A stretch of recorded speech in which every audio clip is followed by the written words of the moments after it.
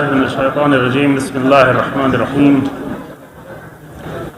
الحمد للہ رب العالمین الحمد للہ الذی جعلنا من المتمسکین بولایت امیر المؤمنین والصلاة والسلام علی سید الانبیاء والمرسلین خاتم النبیین ابی القاسم محمد صلی اللہ علیہ وسلم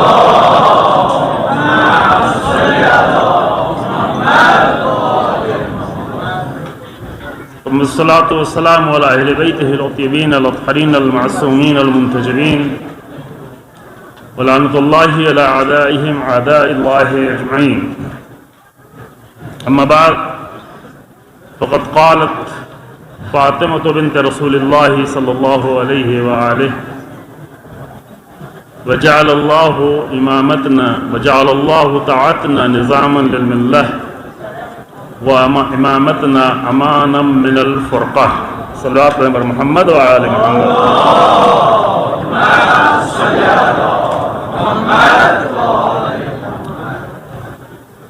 ایک منظر ہمیں اپنے یو پی میں بار بار دکھائی پڑتا ہے امام باڑوں میں، یہ تو مسجد ہے لیکن منظر یہاں بھی وہی ہے.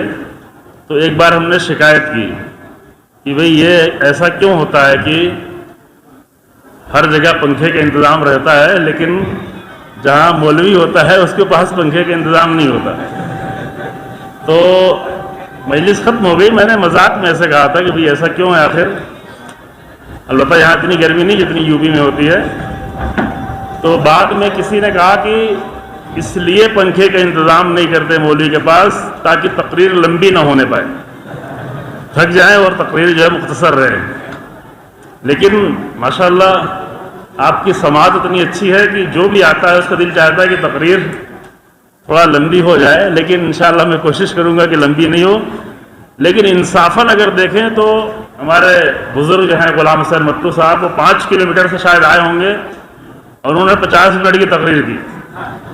تو میں 2000 کلومیٹر سے آیا ہوں تو مجھے کتنی کرنا چاہیے؟ جی ہاں، خیر آپ پریشان نہیں ہوں گے چونکہ ہمارے بزرگ یہاں پہ تشریف فرما ہیں اور لوگ دور دور سے آئے ہوئے ہیں، ان کو اپنے وطن بھی جانا اور اپنے گھروں تک جانا ہوگا. اور اپنے بزرگوار جناب غلام حسین نوری صاحب کی تقریر سے ہم سب کو استفادہ کرنا ہے. تو میں چند اہم باتیں کچھ سوال کی شکل میں اور کچھ وضاحت کی شکل میں کرنا چاہتا ہوں. آپ انشاءاللہ اچھی طرح سے متوجہ رہیں گے. مجھے تو آپ کی حسن سماعت پہ تعجب ہوتا ہے کہ تقریباً 10:30 11 بجے سے سن رہے ہیں ماشاءاللہ، اور ابھی اور آئندہ بھی سننے کا ارادہ کر رہے ہیں، اور مجھ جیسے طالب علم کو سننے کے لیے بیٹھے ہوئے ہیں. میں نے ایک جملہ آپ کی خدمت میں عرض کیا ہے جناب زہرا سلام اللہ علیہا کی عظیم الشان خطبے کا، اور اس خطبے کا نام آپ سبھی کو معلوم ہے، اسے کہتے ہیں خطبے کیا آپ اتنا دھیرے سے بول رہے ہیں؟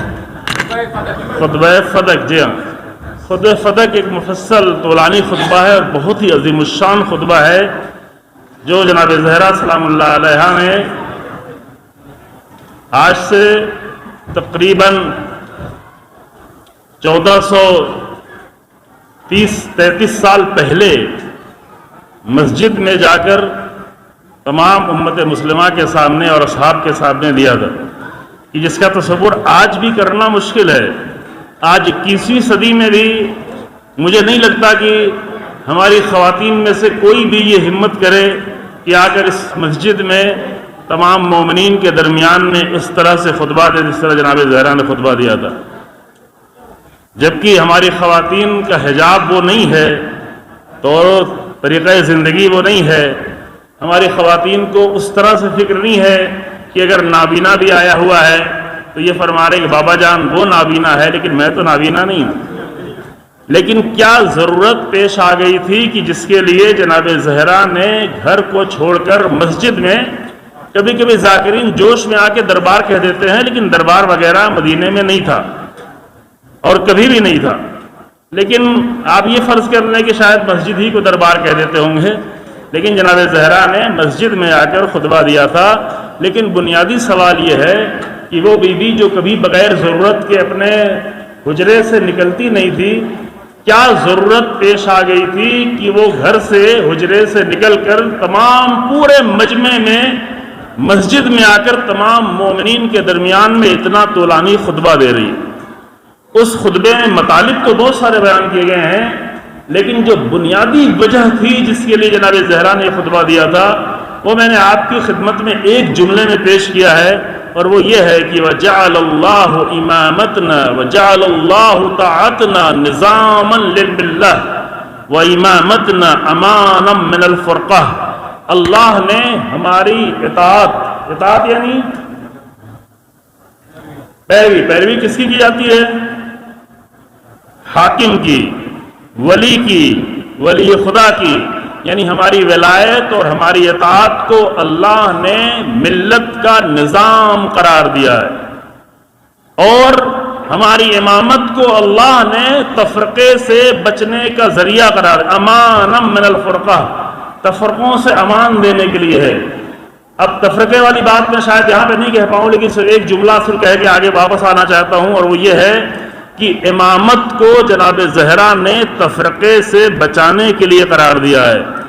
امامت کے ذریعے سے اپنی خطابت کے زور میں تفرقہ پیدا نہ کیا جائے، یہ فرق ہونا چاہیے، کیونکہ جناب زہرا نے امامت کو تفرقے سے نجات کا ذریعہ قرار دیا گیا ہے، تو امامت کو اس طرح سے پیش کیا جائے کہ جس کی بنیاد پر تفرقہ نہ ہو بلکہ تفرقے سے نجات ملتی چلی جائے۔ اور وہ کب ہوگا؟ یہ اسی وقت ہو سکتا ہے کہ جب امامت اور ولایت کو ایک نظام کی شکل میں پیش کیا جائے۔ میں پہلے ایک سوال کرتا ہوں، جناب زہرا نے اس حالت میں، ایسے وقت میں جب ولایت سے دوری اختیار کی گئی اور پوری امت کو ولایت سے محروم کیا گیا، تو جناب زہرا نے آ کر یہ بنیادی نقطہ بیان کیا کہ ولایت جو ہے وہ پوری ملت کا نظام ہے۔ پہلی بات تو یہ کہ ملت کا نظام ہے، صرف شیعوں کے لیے نہیں ہے، ٹھیک؟ ولایت ملت اسلامی کا نظام ہے۔ حضرت زہرا سلام اللہ علیہا کے نزدیک ولایت پوری ملت کا نظام ہے، اور جب تک یہ پوری ملت کا نظام نہ بن جائے تب تک جناب زہرا کا خطبہ ابھی بھی خالی جا رہا ہے۔ میں ایک سوال کروں، آپ یہ بتائیں کہ اگر ہم اپنے آپ کو، چونکہ کچھ باتیں ہمارے برادر کشمیری میں بیان کر رہے تھے لیکن مجھے اندازہ ہو رہا تھا، لہذا ہمارا ایک حصہ یہ امیر المومنین کا مکتب کتنا مظلوم ہے، ولایت کتنی مظلوم ہے، خود ذات امیر المومنین کتنی مظلوم ہے، اور وہ عظیم الشان خطبہ جو پیش کیا، علی کے دل کا غضب، علی کے دل کا غیظ جو آپ نے سنا، تو ہمارا کام آدھا ہو چکا ہے۔ آدھے والا بعد والا مرحلہ بیان کرنا چاہتے ہیں کہ پھر کیا کیا جائے کہ علی کا غیظ ختم ہو، کیا کیا جائے کہ وہ نظام جو جناب زہرا نے سن 11 ہجری میں آ کر پیش کیا تھا اور امام رضا علیہ السلام نے اور وسیع طور پر سن 200 ہجری میں سمجھایا تھا، اس نظام کو اگر ہم تمام مومنین، یہاں پر سب مومنین اکٹھا ہیں، اہل ولایت اکٹھا ہیں، اگر ہم نمبر دینا چاہیں، اگر ہم خود کو نمبر دینا چاہیں کہ وہ نظام جو جناب زہرا سب کے درمیان میں جا کے پیش کر رہی تھی، تمام ملت کا نظام بنا کر وہ نظام اگر ہم نے پیش کیا ہے تو اس کو ہم کتنا نمبر دے سکتے ہیں؟ ایک سوال ہے سر، کتنا نمبر دے سکتے ہیں؟ آپ خود نمبر دیں، اپنے اپنے ذہنوں میں نمبر دیں، اور انشاءاللہ پھر اگلے سال اس سے بھی زیادہ شاندار طریقے سے یہ جشن ولایت منایا جائے گا، جشن عید غدیر منایا جائے گا۔ تو اس سال سے اگر آپ نے، پتہ نہیں آپ نے کتنا نمبر دیا ہوگا، میں پوچھوں یا نہیں؟ ایک دو لوگ بتا دیں کہ کتنا نمبر دیا ہے۔ وہ نظام جو جناب زہرا نے پیش کیا تھا، اس نظام کو اگر ہم نمبر دیا جائے کہ پوری ملت کا نظام بنا کر پیش کیا گیا کہ نہیں، تو ہم کتنا نمبر دیں گے؟ کتنے سال گزرنے کے بعد؟ 1433 سال گزرنے کے بعد، ہے نا؟ 1444 چل رہا ہے نا ابھی، تو ہو گیا نا؟ صحیح میں نے حساب لگایا ہے، سن 11 ہجری سے لے کے 1444 ہجری، یعنی کتنا ہو گیا؟ 1433 سال گزرنے کے بعد رسول اللہ کی بیٹی نے جس نظام کے لیے صرف خطبہ نہیں دیا تھا بلکہ اپنے بچے کی قربانی بھی دی تھی اور خود کی بھی قربانی دی تھی، اس نظام کو اگر ہم نمبر دینا چاہیں کہ ہم نے کتنا پہنچایا تو کتنا نمبر دے رہے ہیں؟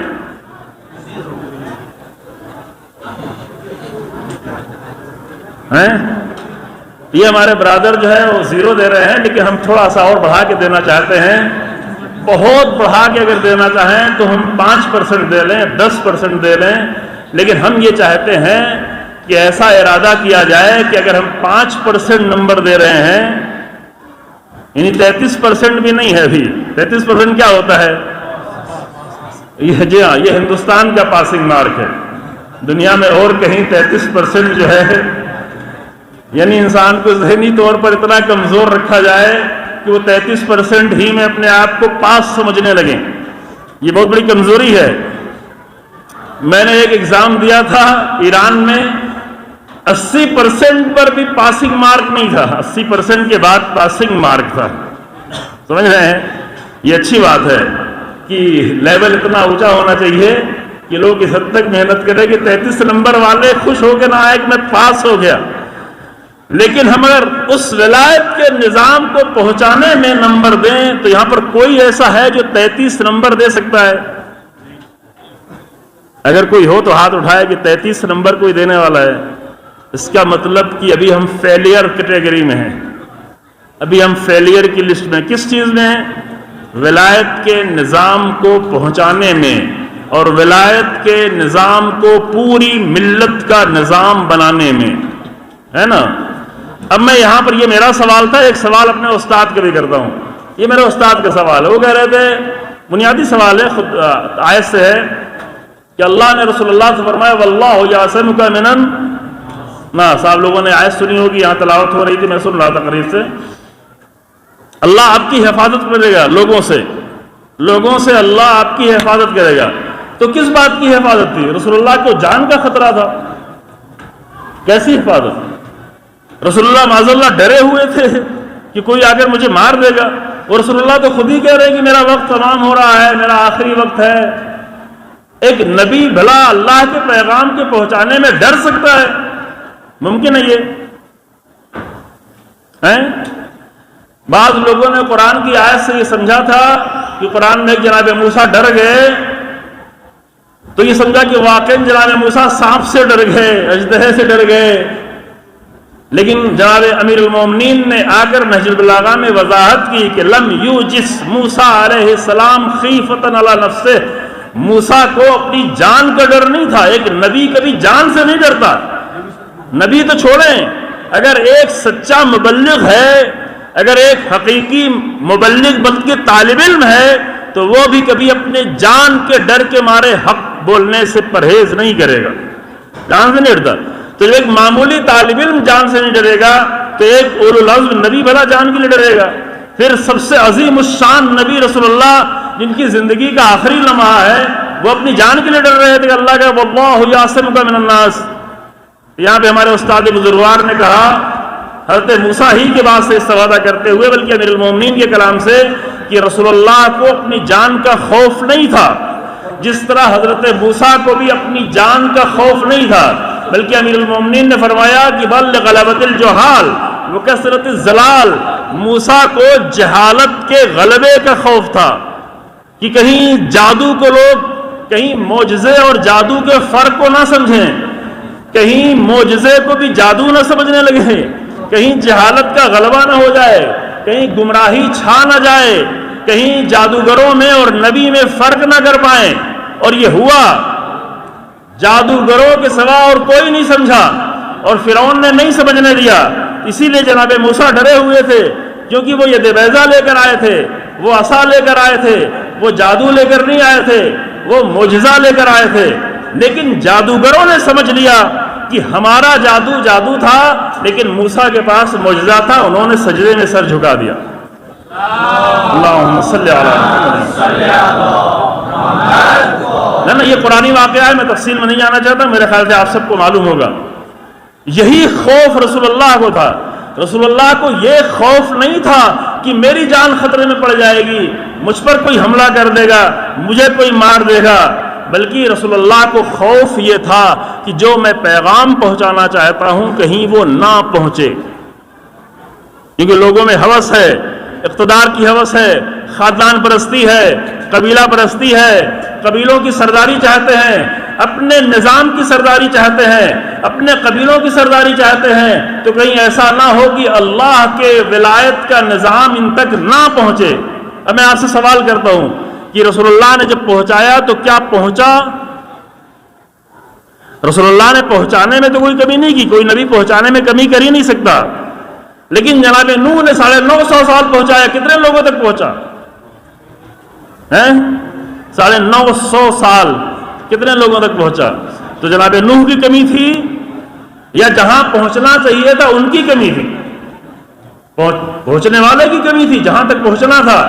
اسی طرح رسول اللہ نے اپنے پہنچانے میں کوئی کمی نہیں چھوڑی، کجاوا بنایا، ممبر بنایا، تمام خطبہ دیا، طولانی خطبہ دیا، تمام حقیقتوں کو بیان کیا، کچھ بھی نہیں کمی ہونے پائی، لیکن وہ پیغام جو رسول اللہ پہنچانا چاہتے تھے سب تک پہنچ گیا؟ کانوں تک تو پہنچ گیا، لیکن دلوں تک کتنے پہنچا؟ پھر یہ سوال ہے کہ اگر رسول اللہ کے نظام لوگوں تک غدیر میں نہیں پہنچا، اور غدیر میں کہا گیا کہ حاضر لوگ دوسرے لوگوں تک پہنچائیں، تو ان لوگوں نے بھی نہیں پہنچایا، اتنا نہیں پہنچایا کہ صرف غدیر کے 2 مہینہ 10 دن بعد جب حضرت زہرا دروازے پہ جا کے پوچھ رہی تھی کہ کیا تمہیں غدیر کا واقعہ یاد نہیں ہے، تو لوگ دروازہ بند کر لے رہے تھے، یعنی یہ کہ نہیں پہنچا۔ تو کیا رسول اللہ کا خوف ختم ہو گیا؟ سوال، وہ جو قرآن کہتا ہے واللہ یعصمک من الناس، کیونکہ رسول اللہ کو کچھ تو خوف تھا، تو اپنی جان کا خوف تو نہیں تھا۔ خوف کیا تھا کہ اتنا عظیم نظام ہم پہنچانے جا رہے ہیں، کہیں یہ نہ پہنچے، اور رسول اللہ کے 2 مہینے 10 دن بعد وہ نظام نہیں پہنچا، لوگوں نے دیکھا، تو رسول اللہ کا خوف باقی رہا یا باقی نہیں رہا؟ تو 2 مہینے 10 دن بعد تو رسول اللہ کا خوف باقی رہا، لیکن اب میں سوال کرتا ہوں کہ کیا آج 1434 سال گزر جانے، 33 سال گزر جانے کے بعد آج بھی رسول اللہ کا خوف باقی ہے یا نہیں ہے؟ یہ بنیادی سوال ہے۔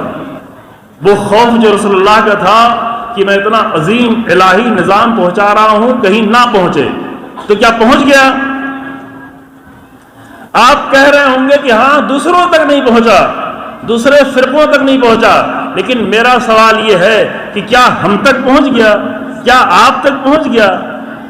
کیا ولایت کا نظام، جس کو جناب زہرا نے نظام بتایا، جس کو امام رضا نے نظام بتایا، جس کے لیے تمام ائمہ نے نظام کے لیے قربانیاں دیں، کیا وہ نظام ہم تک پہنچ گیا؟ یا پھر نمبر دیں کہ اب تو دوسروں کو چھوڑے، ملت کو پورے چھوڑے، مومنین تک، اہل ولایت تک ولایت کا نظام کتنا پہنچا؟ یہاں پہ نمبر دینا ہو تو کتنا دیں گے؟ اب یہاں تو کم سے کم 33 نمبر دے پائیں گے، اور اگر بہت لوگ گردن ہلا رہے ہیں کہ نہیں دے پائیں گے، تو گویا یہ کہ رسول اللہ کا خوف ابھی بھی باقی ہے، اور ہم تو کبھی نہیں چاہیں گے کہ رسول اللہ اس خوف کی حالت میں ہو کہ ابھی تک بھی میرا پہنچایا ہوا نظام نہیں پہنچا۔ ٹھیک، اب میں جلدی سے ایک بات کہنا چاہتا ہوں، جلدی سے، وقت کم ہے، کہ تھوڑا سا بہت مختصر وقت میں نظام کا کنسپٹ آپ سمجھ لیں، کیونکہ ہماری مشکل یہ ہے کہ ہمارے سامنے بڑے جوش سے، بڑے خروش سے، بڑی خطابت کے زور میں صرف غدیر پیش کی جاتی ہے، ولایت پیش کیا جاتا ہے، لیکن نظام کے کنسپٹ کی وضاحت نہیں کی جاتی، یہ مسئلہ ہے۔ اور آپ لوگوں کو بھی جوشیلی تقریریں زیادہ پسند ہیں، تو جوش میں تو نظام نہیں پیش کیا جا سکتا، جوش میں صرف آپ کو تھوڑی دیر کے لیے خوش کیا جا سکتا ہے کہ نہیں؟ اور میں ایک تقاضا کرتا رہتا ہوں، یہاں سے زیادہ یو پی کے لوگوں کو ضرورت ہے ہمارے یہاں کے، کہ ممبر جوش کی جگہ نہیں ہے، جذبات کی جگہ جذبات کو سنبھال کے رکھیں کہ جب کبھی حق و باطل کا معرکہ ہو تو وہاں اپنے جذبات کو استعمال کریے گا، یہ بہت قیمتی ہیں، لیکن کہاں قیمتی ہیں؟ حق و باطل کے مارکے میں اس کی ضرورت پیش آئے گی۔ ممبر کی کیا ضرورت ہے؟ ممبر کو جذبات کی ضرورت نہیں ہے، بلکہ ممبر کو عقلانیت کی ضرورت ہے، عقل کی ضرورت ہے، حکمت کی ضرورت ہے، امیر المومنین کی حکمت کی ضرورت ہے، قرآن کی حکمت کی ضرورت ہے۔ تو حکمت یعنی کیا؟ کسی چیز کی حقیقت کو سمجھنا گہرائی سے اور اس کے مطابق زندگی جینا، ہر چیز میں، کھانے پینے، رہنے سہنے، سونے جگنے، پڑھنے لکھنے، سب میں حکمت ہو۔ لیکن ابھی ہمارا موضوع ہے ولایت۔ ولایت کو اگر نظام کی شکل میں ہم صرف دیکھنا چاہیں، یہ تھوڑا مفصل بحث ہے، لیکن میں شاید 50 منٹ کی بحث کو 4-5 منٹ میں خلاصہ کرنا چاہتا ہوں، تاکہ میں بعد میں ایک مطلب آپ کے سامنے عرض کروں، اپنی گفتگو کو تمام کروں کہ ولایت کو ہم نے ولایت کو ایک ذہنی عقیدے کے طور پر مانا، ولایت کو خوش ہونے کے لیے مانا، ولایت کو جنت کے لیے مانا، ولایت کو جنت میں ملنے والی نعمتوں کے لیے مانا، یہ سب کے لیے مانا، یہ سب اچھی بات ہے، لیکن کیا ان سب کے ماننے سے ولایت کو نظام کے شکل میں بھی مانا جو جناب زہرا فرما رہی ہیں؟ نظام کب بنتا ہے اور ولایت کا نظام ہے کیا؟ اصل لفظ ولایت ہے کیا؟ تاکہ تھوڑا سا کنسیپٹ کلیئر ہو جائے، اس کے بعد میں ایک دو نتیجہ لینا چاہتا ہوں، ایک دو گزارش کرنا چاہتا ہوں آپ کی خدمت میں۔ ولایت کا کنسیپٹ کیا ہے؟ عام طور سے ابھی تک مومنین کے دلوں میں، اکثر لوگوں کے دلوں میں جب ان سے پوچھا جائے تب تو وہ کہتے ہیں کہ غدیر کی ولایت یعنی کیا ہے؟ یہ تقریر کی بات ہے تو کہیں گے کہ ہاں یعنی رسول اللہ والی حکومت، لیکن جب عام طور سے زندگیوں میں دیکھا جائے تو کہاں تک کیا نظر آتا ہے؟ زندگیوں میں نظر آتا ہے کہ ولایت یعنی علی سے محبت کریں، امیر المومنین سے عشق کریں۔ تو یہ تو وہی بات ہے جو ہمارے برادران اہل سنت بھی کہتے ہیں۔ غدیر کے مسئلے میں تو ہمارا اختلاف ہی یہی ہے، کیونکہ غدیر کا انکار تو کوئی بھی نہیں کر سکتا، بالکل متواتر اتنا زیادہ شیعہ سنی کتابوں میں، تاریخ کی، حدیث کی کتابوں میں، تفسیر کی کتابوں میں اتنا زیادہ غدیر کا واقعہ لکھا گیا ہے کہ کوئی بھی مسلمان غدیر کے واقعے سے انکار نہیں کر سکتا۔ لیکن اختلاف کیا ہوتا ہے؟ اختلاف صرف اتنا ہوتا ہے کہ ہم کہتے ہیں کہ غدیر میں رسول اللہ نے اپنے نظام حکومت کا اعلان کیا ہے کہ میرے بعد حاکم کون ہوگا؟ علی ہوں گے۔ اقتدار کس کا ہوگا؟ علی کا ہوگا۔ سرپرستی کس کی ہوگی؟ علی کی ہوگی۔ برادران اہل سنت کیا کہتے ہیں؟ ادھر ادھر کی حدیثیں جوڑ کر، یمن کی حدیث، یہاں کی حدیث، وہاں کی حدیث سب ملا کے کہتے ہیں کہ رسول اللہ نے کہا تھا کہ علی سے محبت کرو، اور محبت تو سب کرتے ہی ہیں، تو ہر مسلمان علی سے، ناصری لوگوں کو چھوڑ کر باقی سارے مسلمان تو امیر المومنین سے محبت کرتے ہیں۔ تو کہتے ہیں غدیر کو تو ہم بھی مانتے ہیں۔ کیا مانتے ہیں؟ کیا رسول اللہ نے کہا تھا علی سے، میرے علی سے محبت کرو؟ تو محبت ہم سب کرتے ہیں، سارے مسلمان علی سے محبت کرتے ہیں۔ تو یہیں سے بنیادی فرق شروع ہوا ہے نا۔ لیکن یہ تو فرق ہے، ہمیں فرق کی بات یہاں پہ نہیں کرنی، یہاں پہ ہمیں مناظرہ نہیں کرنی، پڑھنا ہے۔ ہم صرف یہ کہنا چاہتے ہیں کہ ہم اپنی عملی زندگی میں دیکھیں تو ہماری عملی زندگی میں ولایت کو ہم نے صرف محبت ہی تک جانا ہے کہ امیر المومنین سے محبت تو کرتے ہیں ہم سبھی لوگ، تو بس ٹھیک ہے، ہم بھی مولائی ہیں، اور جو جتنا زیادہ محبت کا اظہار کر لے اور جتنے جوش میں اظہار کر دے وہ اتنی بڑا مولائی بن جاتا ہے یا نہیں؟ عام طور سے میں اپنے ہاں زیادہ دیکھتا ہوں، آپ کے یہاں بھی تقریباً ایسے ہی حالات ہوں گے کہ جو جتنا جوش میں اظہار کرے محبت کا وہ اتنی بڑا مولائی ہے۔ لیکن سوال یہ ہے کہ کیا غدیر میں امیر المومنین کی محبت کی بات کی گئی تھی؟ وہ تو پہلے سورہ شورا نازل ہو چکی تھی، قُلْ لَا أَسْأَلُكُمْ عَلَيْهِ أَجْرًا إِلَّا الْمَوَدَّةَ فِي الْقُرْبَى۔ آیت نازل ہونے کے بعد پھر یہ سب کچھ کرنے کی کیا ضرورت تھی؟ نہیں، رسول اللہ اپنے بعد پورا نظام دے کے جا رہے تھے، نظام حکومت، ایک الہی حکومت کا نظام۔ اب یہیں سے کنسیپٹ سمجھے، الہی حکومت کا نظام یعنی کیا؟ حکومت کسے کہتے ہیں؟ حکومت کا لفظ کس سے بنا ہوا ہے؟ صرف لفظ کو سمجھ لیں، بس بات ختم کر دیں۔ حکومت کا لفظ کس سے بنا ہوا ہے؟ کس سے؟ حکم سے۔ جی ہاں، حکومت کا لفظ کس سے ہے؟ حکم سے۔ حکم ہی سے حکومت بھی ہے، حکم ہی سے حاکم بھی ہے۔ اور ہم کہتے ہیں غدیر میں امیر المومنین کی حکومت اور حاکمیت کا اعلان کیا گیا۔ تو امیر المومنین کی حاکمیت اور حکومت کا مطلب کیا ہوا؟ امیر المومنین کی حاکمیت کا مطلب یہ تو نہیں ہوا کہ امیر المومنین کو تخت پہ بٹھایا جائے گا، امیر المومنین کے سر پہ تاج لا کے رکھا جائے گا، یہ سب ہوا؟ شاعری میں آپ پڑھتے ہیں تاج ولایت اور فلاں فلاں فلاں، لیکن امیر المومنین ایسے حاکم نہیں تھے جو تخت حکومت پر بیٹھتے تھے، جو تاج پہنتے تھے، بلکہ امیر المومنین کی حکومت یعنی کیا؟ امیر المومنین کی حکومت یعنی حکم، لیکن کس کا حکم؟ کنسپٹ کلیئر کریں، کس کا حکم؟ امیر المومنین کا اپنا حکم؟ یا نہیں، امیر المومنین کو ہم اس لیے ولی نہیں مانتے کہ امیر المومنین آ کر اپنا حکم دیں گے، بلکہ امیر المومنین کو ہم فخر سے اسی لیے ولی اور حاکم مانتے ہیں کہ امیر المومنین کبھی اپنا حکم نہیں دیں گے، بلکہ امیر المومنین ہمیشہ اللہ کا حکم دیں گے۔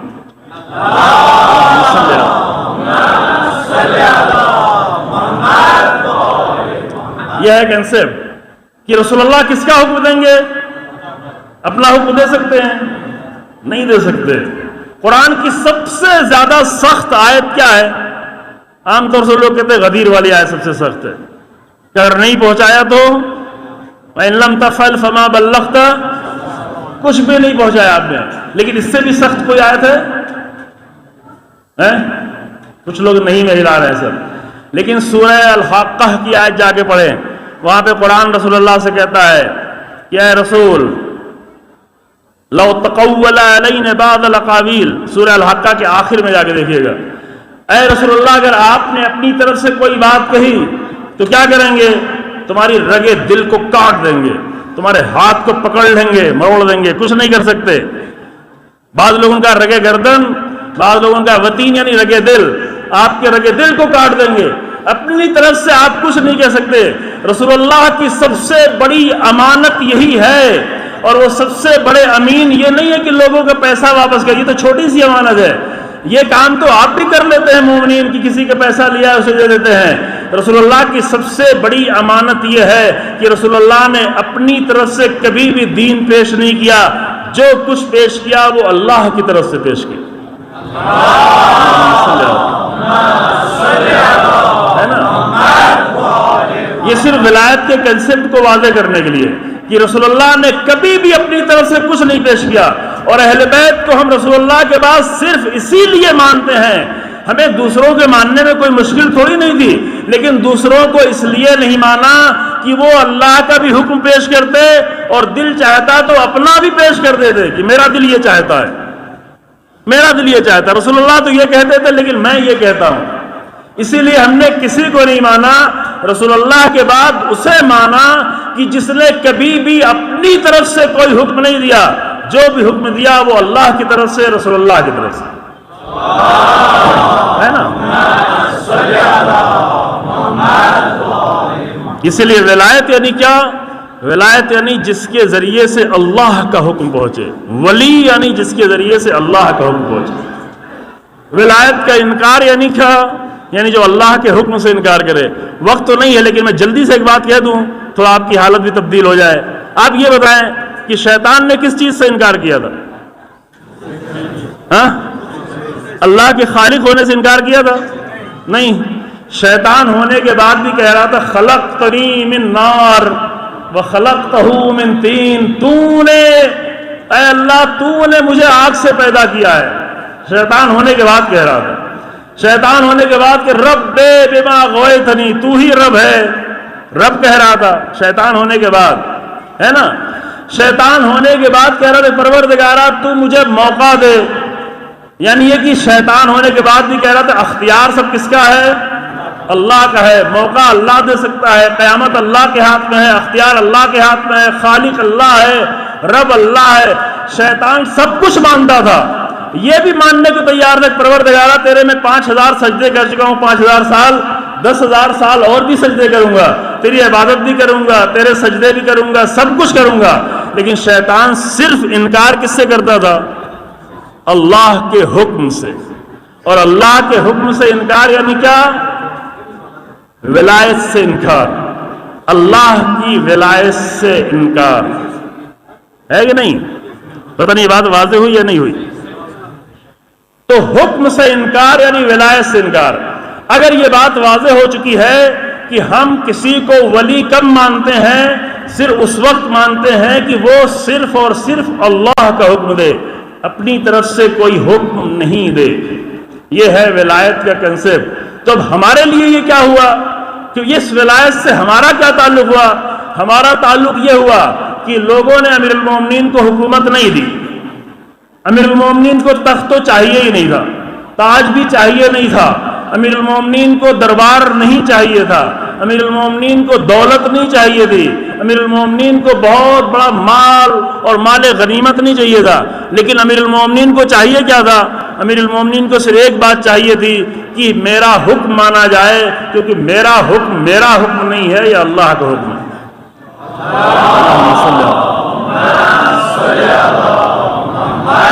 تو آج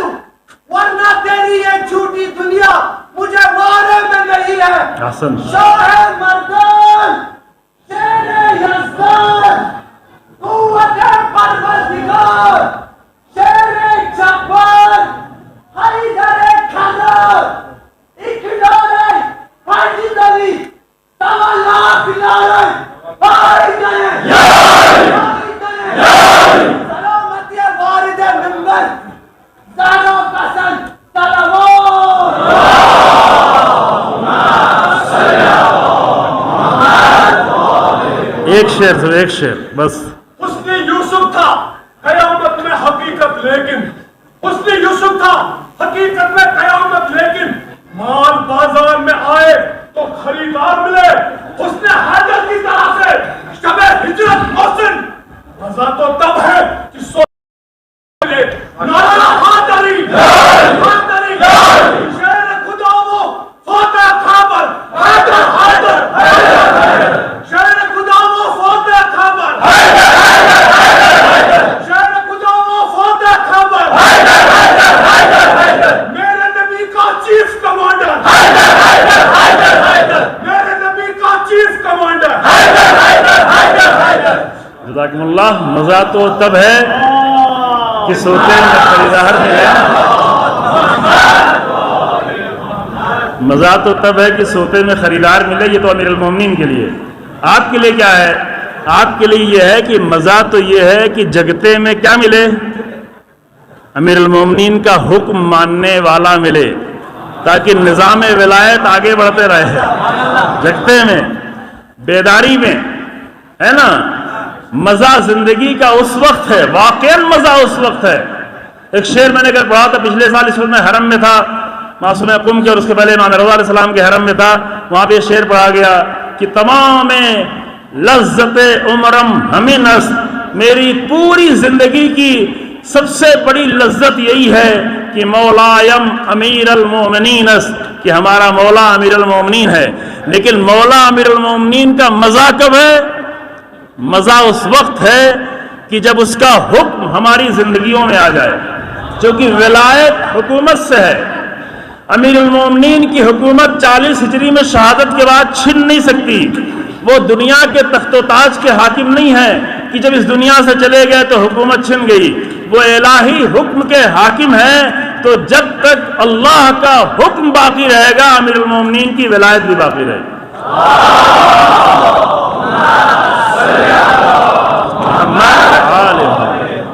تو مزہ یہ ہے کہ وہ حکم ہماری زندگیوں میں آتا چلا جائے۔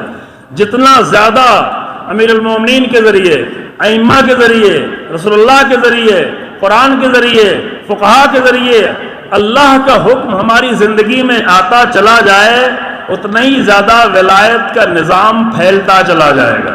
اتنا ہی زیادہ نمبر کیا ہے؟ وہ 5% والا جو آپ نے دیا ہوا ہے وہ بڑھتا چلا جائے گا۔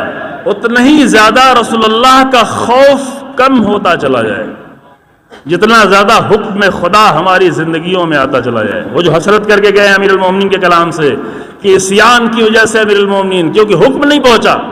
امیر المومنین فرمایا کہ لا رایا لمن لا یطاع، اس انسان کی کیا حیثیت ہے جس کی اطاعت نہ کی جا رہی؟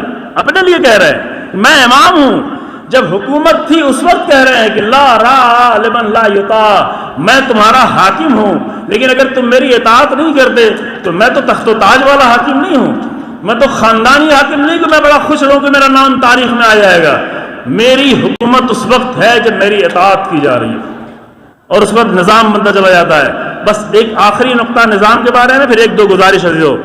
نظام اگر صحیح سمجھ میں آ جائے کہ نظام ولایت یعنی اللہ کا حکم، یعنی ولی اللہ ہے، اللہ ولی الذین آمنوا، اصل میں ولی اللہ ہے۔ امیر المومنین کو ولایت دی گئی ہے، رسول اللہ کو ولایت دی گئی ہے، کیونکہ اصل میں حکومت اللہ کی ہے اور اصل میں حکم اللہ کا ہے۔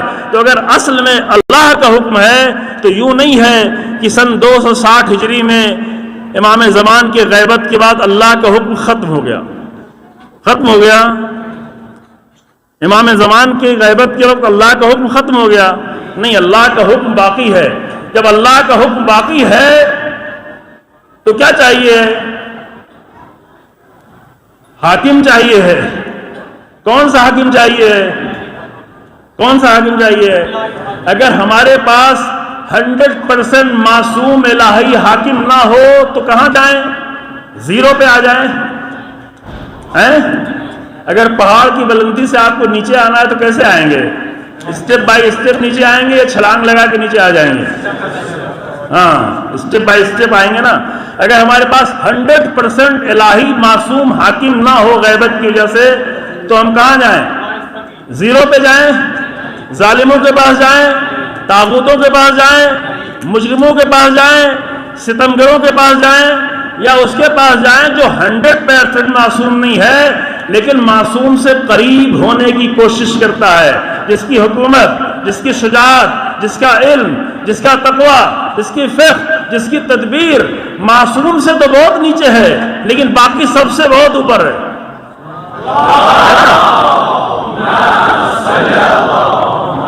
اس کو کہتے ہیں نظام، اس کو ہم اپنے طالب علموں کی اصطلاح میں کہتے ہیں تنزل تدریجی۔ میں مشکل میں نہیں ڈالنا چاہتا، آپ تھکے ہوئے ہیں۔ تنزل تدریجی یعنی درجہ درجہ نیچے آنا۔ اگر آپ کا بچہ مریض ہے اور آپ کو بہت ہی ٹاپ کلاس کا G M M D doctor نہیں مل رہا ہے تو آپ کسی میڈیکل اسٹور سے جا کر اس کی دوا خرید کے دے دیں گے، جبکہ بیماری بہت خطرناک ہے تو کیا کریں گے کہ بغیر ڈاکٹر کے ایسے دوا دے دیں گے؟ نہیں کریں گے نا، کہیں گے اگر 100% بالکل مطمئن ڈاکٹر نہیں ہے تو 90% کا ڈاکٹر ڈھونڈو، 95% کا ڈاکٹر ڈھونڈو۔ درجہ درجہ نیچے آئیں گے، 100% سے بالکل زیرو پہ نہیں آ جائیں گے۔ کچھ لوگ یہ چاہتے ہیں کہ شیعہ بھی رہیں، اپنے آپ کو مولائی بھی کہلائیں، اپنے آپ کو مومن بھی کہلائیں، لیکن 100% معصوم امامت نہ ہو تو ظالموں کی حکومت کو مان لیں لیکن فقہا کی حکومت کو نہیں مانیں، ہے نا؟ یہ ہے مشکل۔ کیا مشکل ہے؟ مشکل یہ ہے چونکہ نظام کو نہیں سمجھے ہیں۔ وہ فقیہ کی حکومت سمجھتے ہیں۔ فقیہ کی حکومت کبھی اپنی حکومت نہیں ہوتی۔ فقیہ کی حکومت یعنی فقہ کی حکومت، فقہ یعنی اللہ کا حکم، سمجھے یا نہیں؟ فقیہ کو یہ حق نہیں ہے کہ وہ کبھی اپنا حکم دے۔ اگر اپنا حکم دے گا تو وہ فقیہ ہی نہیں رہ جائے گا، وہ اسے ہٹا دیا جائے گا۔ فقیہ وہ ہے کہ جو فقہ کی حکومت کرے، اور فقہ یعنی اللہ کا حکم، فقہ یعنی رسول اللہ کا حکم، فقہ یعنی امیر المومنین کا حکم۔ بس میری بات مکمل ہو گئی تو میں صرف دو گزارش کرنا چاہتا ہوں، شاید 2-3 منٹ کے اندر، اگر بات لمبی ہوئی تو معاف کیجیے گا۔ دو گزارش ہے کہ آپ دو کام کریں کشمیر کے مومنین، اور اگر جہاں تک اور بات پہنچے۔ پہلی بات تو یہ ہے کہ ولایت کو صرف ایک ذہنی عقیدہ بنا کے نہ رکھیں، ولایت کو صرف غدیر کی محفل بنا کے نہ رکھیں، ولایت کو سال بھر کے بعد ایک جشن میں تبدیل کر کے خوش ہو کے نہ بیٹھ جائیں، بلکہ اگرچہ جن برادران نے یہ اہتمام کیا ہے، مجھے بتایا کہ کشمیر میں اتنا بڑا اہتمام پہلے کبھی نہیں ہوتا تھا، یہ کیا گیا۔ اللہ ان سب کے توفیقات میں اضافہ فرمائے اور ان کے مرحومین کو بھی ان پر رحمت نازل فرمائے، لیکن ولایت کو ایک مشن بنائیں۔ کیوں مشن بنائیں؟ کیونکہ ولایت فقط ماضی کی تاریخ نہیں ہے، ولایت مستقبل کی امید بھی ہے، یہ سب مانتے ہیں۔ اور ساری چیزیں ماضی کی ہیں، ہٹلر ماضی ہے، فلاں ماضی ہے، شہنشاہیت ماضی ہے، لیکن ولایت ماضی صرف نہیں ہے، یوں نہیں کہ غدیر میں ولایت کا اعلان کیا گیا تھا، ولایت مستقبل ہے، ولایت مستقبل کی امید ہے، ولایت وہ مستقبل ہے جس کے ذریعے سے پوری بشریت کو نجات ملنے والی ہے۔ یملأ الارض قسطا وعدلا کما ملئت ظلما وجورا، اس پوری زمین کو فرزند امیر المومنین آ کر اس طرح عدل و انصاف سے بھر دے گا جس طرح وہ ظلم و جور سے بھری ہوگی۔ تو ولایت صرف ماضی نہیں ہے بلکہ کیا ہے؟ ولایت مستقبل ہے، اور یہ مستقبل خیالی نہیں ہے، یہ صرف تخیل نہیں ہے، یہ صرف امیجنیشن نہیں ہے، یہ صرف آرزو نہیں ہے، یہ ایک حقیقت ہے کہ پوری دنیا کو ولایت کے ذریعے سے نجات ملنی ہے۔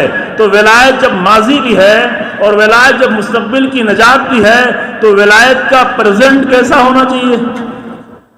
ولایت کا پریزنٹ ایسا ہو کہ ولایت کو ہم ایک مشن بنائیں، ولایت پہنچانے کا مشن بنائیں، ولایت کو نظام بنانے کے مشن بنائیں۔